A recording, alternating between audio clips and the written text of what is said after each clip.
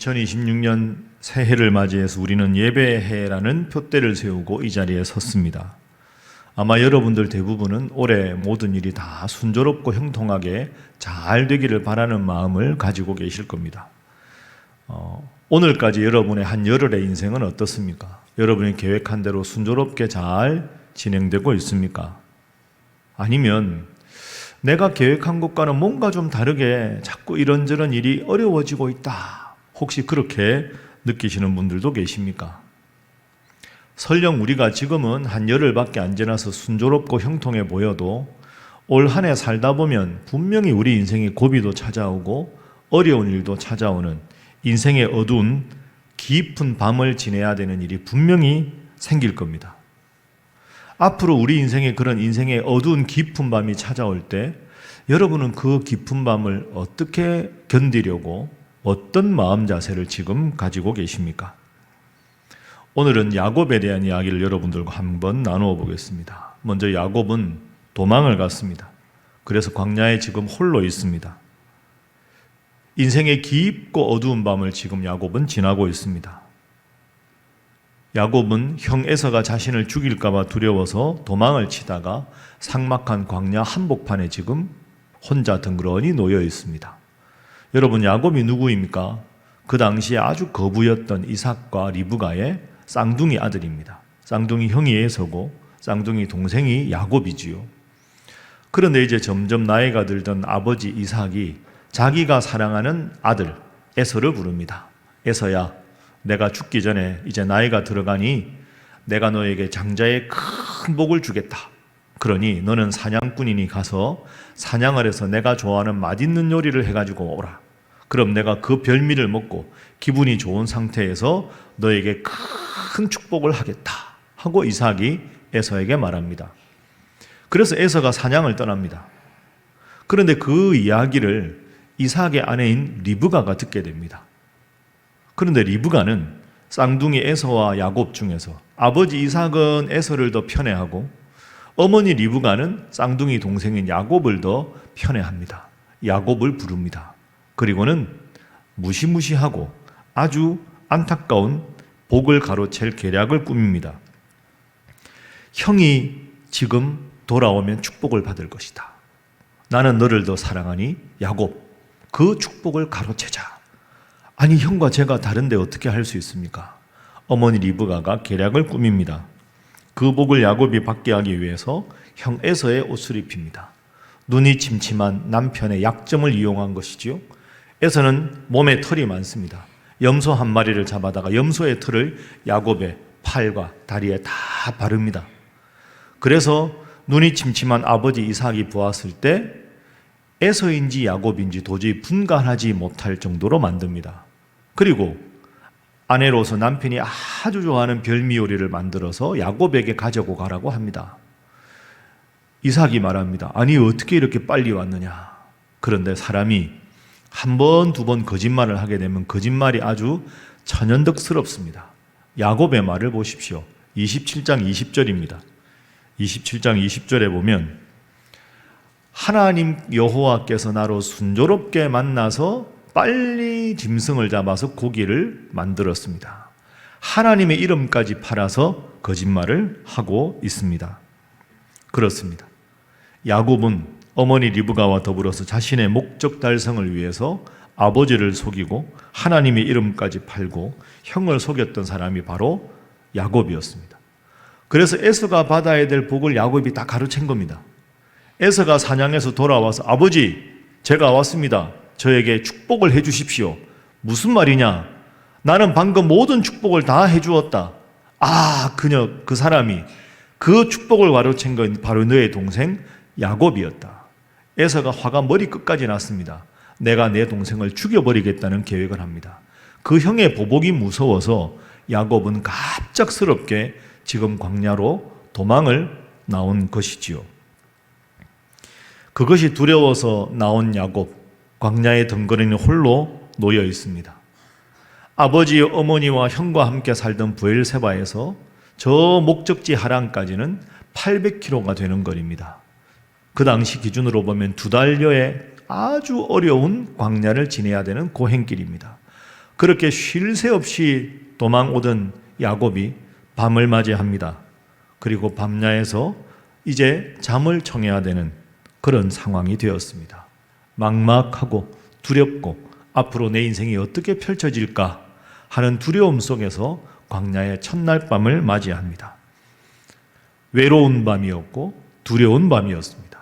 그런데 그 외롭고 두려운 광야의 그 밤에 야곱의 인생을 송두리째 바꿀 엄청난 반전이 지금부터 일어납니다.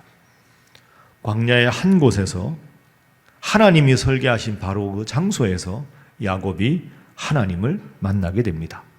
자, 오늘 본문의 11절 말씀입니다. 우리 11절 말씀 함께 읽어봅니다. 시작. 한 곳에 이르러서는 해가 진지라 거기에서 유숙하려고 그곳에 한 돌을 가져다가 베개로 삼고 거기 누워 자더니. 아멘. 한 곳에 이르러는 해가 진지라. 한번 따라해 보시죠. 한 곳에 이르러는 해가 진지라. 여러분, 저 한 곳이라는 단어에 주목해 보십시오. 우리는 그냥 평범하게 생각하면 도망가다가 어두워졌고 광야의 어느 한 곳에서 돌로 베개 만들어서 잔 것인데 가장 우연하고 평범한 사건처럼 보이지 않습니까? 그저 한 곳에 이르러 해가 져서 돌베개를 베고 누웠다. 근데 여러분, 그게 아닙니다. 이 한 곳을 히브리어 원문으로 보면 한 곳이 히브리어로 함마콤입니다. 그 함마콤 앞에 하가 중요한데요, 정관사입니다. 우연히 돌베개를 벤 그 광야의 어느 이름 없는 낯선 그 곳이 하나님이 야곱을 만나기 위해서 딱 정해서 특별한 장소로 미리 맡아놓은 곳이라는 뜻입니다. 내가 저 야곱의 인생을 변화시켜야 되겠다. 야곱이 분명히 여기서 잠이 들 것이니 이 우연처럼 보이는 광야의 돌베개를 베고 누워있는 이 지점에서 내가 야곱의 인생을 송두리째 바꿔버리겠다 하는 하나님의 특별히 야곱을 만나기로 하신 거룩한 장소가 바로 한 곳, 히브리어 함마콤이었습니다.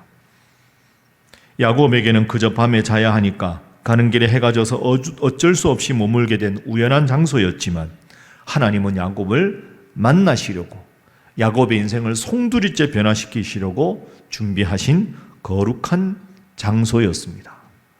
여러분, 인간의 우연과 하나님의 필연이 만나는 곳이 바로 이 한 곳입니다. 여러분의 인생과 저의 인생도 마찬가지입니다. 아무 생각 없이 간 그곳이 내 인생의 막다른 골목인 것 같은 그곳이 바로 어쩌면 지극히 우연스러운 곳이 아니라 하나님이 여러분의 인생을 변화시키려고 특별히 거룩하게 준비한 곳일 수도 있습니다. 내가 더 이상 도망갈 곳이 없어서 멈춰진 그 자리가 사실은 하나님께서 나를 초대하시고 만나주시려고 특별히 예약된 은혜의 자리일 수가 있다는 겁니다. 야곱은 그곳에 한 돌을 가져다가 베개로 삼았습니다. 여러분, 상상해 보십시오. 광야의 돌베개. 이게 뭘 가르칠까요? 뭘 상상할 수 있습니까? 광야의 돌베개는 인간적인 위로가 완전히 없어진 상태를 상징합니다. 내가 의지하던 사람의 어깨도 사라지고 통장의 잔고도 점점 줄어들고 내가 그동안에 자랑해오던 나의 경험과 지식이 모두 돌덩이처럼 차갑게 느껴지는 곳, 그곳이 바로 야곱이 잠을 청하던 돌베개였던 것입니다. 그런데 여기서 놀랄만한 반전이 일어납니다. 야곱이 돌베개를 베고 그 막막한 두려움을 안고 잠이 들었는데 그 무의식과 절망의 꿈속에서 하나님께서 야곱에게 나타나십니다. 그리고 저 하늘에서 하나님께서 야곱을 향해서 사닥다리를 내리십니다. 그것이 12절 말씀입니다. 자, 12절 말씀 우리 함께 읽어봅니다. 시작. 꿈에 본즉 사닥다리가 땅 위에 서 있는데 그 꼭대기가 하늘에 닿았고 또 본즉 하나님의 사자들이 그 위에서 오르락 내리락 하고. 아멘. 그 꼭대기가 하늘에 닿았다. 저 표현이 매우 중요합니다. 여러분, 방향이 중요합니다. 창세기에 보면 바벨탑 사건이 나오죠. 바벨탑은 인간이 하늘을 향해서 쌓은 탑입니다. 상향식 탑이지요. 그런데 오늘 본문을 자세히 읽어보십시오. 이 사닥다리는 야곱이 올린 사닥다리가 아닙니다. 야곱은 하나님 앞에 거룩한 인생을 살지 않았습니다. 하늘 하나님께서 하늘로부터 사닥다리를 아래로 내리신 겁니다. 이것이 바로 중요한 겁니다. 야곱의 현재 상태는 죄인입니다. 형을 속이고 아버지를 기만한 죄가 사닥다리를 끊어 놓았습니다. 야곱 스스로는 아무리 노력해도 하늘 하나님께 닿을 수 없습니다. 그래서 하나님께서 먼저 은혜 사닥다리를 야곱에게 내리신 겁니다. 하나님이 사닥다리를 내리셨다면 하나님은 지금 어디 계실까요? 13절 말씀 보십시오. 13절 말씀 보면 여호와께서 그 위에 서서 이르시되, 한번 따라해 봅니다. 여호와께서 그 위에 서서 이르시되. 여러분, 사닥다리가 하늘에서 내려왔습니다. 야곱이 꿈에 그 사닥다리를 봅니다. 그런데 그 사닥다리 끝에 가만히 하나님께서 지금 야곱을 바라보고 계신 겁니다. 야곱이 얼마나 놀랐을까요? 지금까지 야곱은 저 하늘에서, 저 우주 높은 곳에서 자신에게 관심이 없는 하나님이신 줄 알았는데, 하늘에서 사닥다리가 하나 내려왔는데 사닥다리 위에서 가만히 지금 야곱을 바라보시는 가까이 계신 하나님을 경험하게 된 겁니다. 그렇습니다. 하나님은 저 멀리 하늘 꼭대기에서 야곱을 관망하신 것이 아니라 야곱이 차가운 돌베개를 메고 신음하며 자고 있는 바로 그곳에서 하나님은 물끄러미 야곱을 바라보고 계셨습니다. 나는 혼자다. 나는 버려졌다. 내 인생은 오갈 데가 없다. 앞으로 내 인생이 어찌 될지 나는 모르겠다. 깊은 고독과 외로움과 불안과 두려움의 그 순간에 울다 잠들었지만 실상 하나님은 단 1초도 야곱을 떠나지 않고 그 비참한 잠자리에 있는 야곱을 물끄러미 바라보고 계셨습니다. 그리고 하나님께서 야곱에게 약속하십니다. 13절, 14절, 15절은 그야말로 하나님의 은혜의 폭탄입니다. 먼저 하나님이 13절에서 스스로를 소개하십니다. 13절 말씀 보십시오. 나는 여호와라. 너의 할아버지 아브라함의 하나님이고 너의 아버지 이삭의 하나님이다. 이렇게 말씀하셨습니다. 그리고 이어서 14절 말씀 보십시오. 내 자손이 땅의 티끌같이 되어 내가 서쪽, 동쪽, 북쪽, 남쪽으로 퍼져나갈지며 땅의 모든 족속이 복을 받을 것이다. 야곱아, 내가 너의 조부 아브라함에게, 너의 아버지 이삭에게 약속했다. 내가 너의 모든 후손들에게 복을 주겠다고 약속했다. 나는 나의 말을 지킨다. 그러므로 야곱아, 너는 아브라함의 손자다. 이삭의 아들이다. 너는 지금 홀로 있는 것이 아니다. 내가 그들에게 약속한 대로 내가 너를 지켜줄 것이다. 너는 더 이상 외로운 자가 아니다. 이렇게 하나님께서 약속하십니다. 그리고 이어지는 15절에서 정말로 위대한 약속을 하십니다. 제가 참 좋아하는 구절입니다. 자, 15절 말씀을 함께 읽어봅니다. 시작. 내가 너와 함께 있어 내가 어디로 가든지 너를 지키며 너를 이끌어 이 땅으로 돌아오게 할지라. 내가 내게 허락한 것을 다 이루기까지 너를 떠나지 아니하리라 하신지라. 아멘. 따라합니다. 내가 내게 허락한 것을 다 이루기까지 내가 너를 떠나지 아니하리라. 여러분 믿습니까? 내가 너를 떠나지 아니하리라. 너를 이끌어 이 땅으로 다시 반드시 돌아오게 할 것이다. 어디 가든지 내가 너와 함께 있어서 너를 지켜줄 것이다. 하나님께서 야곱에게 약속을 하셨습니다. 여러분, 이 일 후에 어떻게 됩니까? 야곱이 외삼촌 라반의 집에 가서 20년 내내 고생합니다. 야곱아, 너 앞으로 고생할 것이다. 그러나 걱정하지 말아라. 그 순간에도, 그 어떤 상황에도 내가 너를 반드시 지켜줄 것이고 20년간 지켜주고 20년 후에 반드시 이곳으로 다시 돌아오게 만들어 줄 것이다. 하나님께서 약속을 하셨습니다. 그 약속을 받고 하늘 사닥다리를 보고 하나님을 직접 뵙고 이제 감격한 야곱이 고백합니다. 16절 말씀에 야곱의 고백입니다. 함께 읽습니다. 시작. 야곱이 잠이 깨어 이르되 여호와께서 과연 여기 계시거늘 내가 알지 못하였도다. 아멘. 아, 그렇구나. 정말 그렇구나. 여호와 하나님이 여기 계시는구나. 나와 함께 하시는구나. 야곱이 깨달았습니다. 여러분, 지금까지 야곱은 어떤 생각을 했을까요? 브엘세바에서는 하나님이 우리 가족과 함께 하신다. 내 아버지의 장막에는 하나님이 함께 하신다. 그러나 아무도 나를 거들떠보지 않는 인생의 막다른 골목 이 광야에는 하나님도 안 계시고 부모님도 안 계시고 아무도 없고 내 인생은 오직 나 혼자다. 나는 홀로 버려졌다. 야곱아, 그렇지 않다. 나는 브엘세바에만 있는 하나님이 아니다. 너의 아버지에게만 함께한 하나님이 아니라 이 광야에 돌베개를 베고자 하는 처연한 너의 이 상황에도 나는 너를 반드시 지켜주고 지금 내가 너와 함께 있다. 이걸 지금 야곱이 철저하게 깨달았습니다. 이 광야에 나는 혼자 있는 것이 아니구나. 하나님이 지금 나와 함께 하시는구나. 이것을 깊이 깨달았습니다. 여호와께서 과연 여기 계시거늘 내가 깨닫지 못했구나. 여러분, 그리고 야곱은 이제 인생이 바뀝니다. 하나님을 만난 이곳에서 그 수평으로 가로 누워져 있던 돌베개, 그걸 세웁니다. 수평으로 눕혀져 있던 돌베개라고 하는 인생의 절망의 돌을 수직으로 탁 세웁니다. 그리고 그 길을 예배의 기둥으로 만듭니다. 이것이 예배의 신비입니다. 나를 짓누르던 고통의 무게를 하나님을 향한 찬양의 도구로 세운 것입니다. 한번 저를 따라해 보시죠. 수평으로 누워있던 절망의 동, 그죠? 돌베개 수평으로 누워있던 절망의 돌을 하나님을 만나고 그걸 탁 수직으로 세웁니다. 따라합니다. 수직으로 세워진 예배의 돌. 여러분, 여기서 중요한 게 있습니다. 돌은 같은 돌입니다.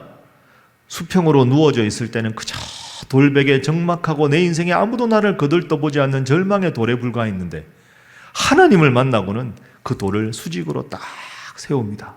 그리고 거기서 하나님을 만나고 하나님 앞에 예배를 드립니다. 자, 지금까지 내용을 한번 야곱의 입장과 하나님 입장으로 정리를 해볼까요? 첫 번째 표 보십시오. 야곱의 관점에서 보면 그저 광야는 도망길에 해가 져서 멈춘 노숙자 신세입니다. 하나님의 관점에는 아니야, 여기는 내가 너를 만나려고 정한 거룩한 곳이야. 도착의 원인은 야곱 생각에 해가 졌으니까. 그런데 하나님은 내가 너를 반드시 만나겠다고 언약을 확인시키기 위해서 하나님은 이곳을 선택하신 것입니다. 여기에 하나님이 계신지 내가 몰랐다. 야곱은 느꼈는데 15절에 내가 너와 함께 있어서 너를 반드시 지켜줄 것이라 하나님이 약속하셨습니다. 이제 야곱이 깨달았습니다. 야곱의 깨달음을 보겠습니다. 잠들기 전에는 해가 져서 머무는 한 곳이었는데 정관사 함을 써서 하나님의 집, 하나님의 문인 것을 깨달았습니다. 하나님은 저 멀리 나와 관계없이 계신 분인 줄 알았는데 이 광야에 나와 함께 하시는 분이라고 깨달았습니다. 고독과 불안의 도망자 신세였는데 이제는 수직으로 돌을 세우고 하나님 앞에 예배자로 바로 서게 되었습니다. 수평으로 눕혀져 있던 절망의 돌, 야곱이 생각하던 자신의 인생이었는데 이제 수직으로 세워진 예배의 돌로 야곱은 하나님 앞에 예배드리는 예배자로 거듭나게 되었습니다. 그렇습니다. 여러분, 이 점을 깊이 생각하십시오. 신앙은 하나님이 안 계신 곳에 오시도록 청하는 것이 아닙니다. 신앙은 이미 내 인생 깊숙이 들어와 계신 하나님을 내가 발견하는 것입니다. 신앙은 발견입니다. 여러분, 오늘 바람 부는 이 이른 시간에 어떻게 하나님 앞에 나오게 되셨습니까? 생각해보면 이것이 기적입니다. 하나님 앞에 지금 이 시간 예배드리는 여러분, 여러분의 인생이 신비입니다. 여러분이 지금 이 예배당에 나와 계신 것은 그저 우연이 아니라 여러분의 삶을 오늘 이 자리에 오실 수 있도록 하나님께서 특별히 여러분을 사랑하셔서 예정하시고 인도하셔서 이 자리에 나와 계신 줄로 믿습니다. 이제 야곱은 그 돌을 수직으로 딱 세우고 돌베개로 만든 예배 제단에 기름을 붓습니다. 자신의 가장 거룩한 하나님 만난 곳을 거룩하게 구별한다 하는 의미입니다. 그리고 루스라고 하는 그 지명을 바꿉니다. 이곳은 루스가 아니다, 베델이다. 내가 하나님을 만난 하나님의 집이라는 뜻이 베델입니다. 이 밤에 하나님을 만나기 전까지 이 광야는 그저 광야였고 두려움의 장소였지만 이곳에서 하나님이 나와 함께 하시는구나 하고 깨달은 순간 그 처량한 광야는 천국의 문이 되었습니다. 이 사건으로 야곱의 인생은 완전히 바뀌게 됩니다. 여러분, 타이타닉이라는 영화 보셨습니까? 타이타닉이라는 영화 보면 1912년 타이타닉호가 침몰할 때 아마 다 보셨을 텐데 모두가 허둥지둥 도망가는데 그 갑판 위에 악사들이 도망을 가다가 한 연주자가 도망가는 걸 멈추고 갑판 위에서 다 찬양을 연주합니다. 그 곡이 뭡니까? 네 줄을 가까이 하게 하면 그 곡입니다. 그런데 다 연주하니까 그 악기를 들고 가던 악사들이 한 명, 두 명 돌아오면서 그 죽음의 직면에서 허둥지둥대는 그 많은 승객들을 바라보고 빙그레 웃으면서 네 줄을 가까이 그 곡을 그들이 연주합니다. 야곱이 잠 깨어 일어난 후 돌단을 쌓은 것 본받아서 숨질 때 되도록 늘 찬송하며 주께 더 나아가기 원합니다. 그 악사들이 다 그 곡을 연주하지요. 배가 가라앉는 절망적인 상황, 차가운 바다 한복판이라는 돌베개 상황에서 그들은 이 찬송을 부르며 그곳을 하나님의 집인 베델로 만들었습니다. 죽음의 문턱이 천국 문으로 바뀌는 예배의 승리를 보여준 훌륭한 악사들이었습니다. 이제 말씀을 정리합니다. 여러분, 새해 우리는 희망에 차있습니다. 그러나 때로는 우리 인생에 좋은 날만 오지는 않을 것입니다. 우리에게 필요한 것은 더 좋은 환경이 아닙니다. 하나님이 여러분의 인생에 찾아올 때 그 하나님을 맞이하는 우리의 결단이 더 중요한 것입니다. 사랑하는 우리 신일교회 성도 여러분, 여러분의 삶에 홀로 남겨졌다고 생각이 들 때 여러분의 인생에 찾아오는 하나님의 손길을 거부하지 마십시오. 때로는 가장 고독하고 가장 힘든 그 순간이 하나님의 은혜가 임하는 통로임을 믿으십시오. 그리고 그때 여러분의 돌베개를 기둥으로 세우십시오. 여러분의 불평의 조건을 감사의 조건으로 만드시고 예배를 새롭게 시작하십시오. 그리고 예배에 전력을 다하십시오. 예배는 하나님과의 소통이며 축복의 사닥다리를 타는 일입니다. 비록 지금 여러분의 삶이 광야 같고 여러분의 베고 누운 것이 딱딱한 돌베개 뿐일지라도 괜찮습니다. 2026년 1월 11일 바로 이곳 신일교회 예배당에서 이곳에서 하나님께서는 여러분에게 말씀하고 계십니다. 내가 너를 떠나지 아니하리라. 내가 너를 떠나지 아니하리라. 2026년 이 야곱의 돌베개, 사랑의 하나님을 만난 곳, 바로 이 신일교회 예배당에서 드려지는 예배를 통해서 여러분의 인생의 고난, 여러분의 삶의 모든 돌베개가 하나님을 만나 예배드리는 베델의 예배 기둥이 되기를, 그래서 올 한 해 그 어느 한 해보다 예배의 감격과 하나님을 만나는 큰 은혜의 만남의 황홀한 경험이 우리 신일교회 성도들 모두에게 임하기를 주님 이름으로 축복합니다.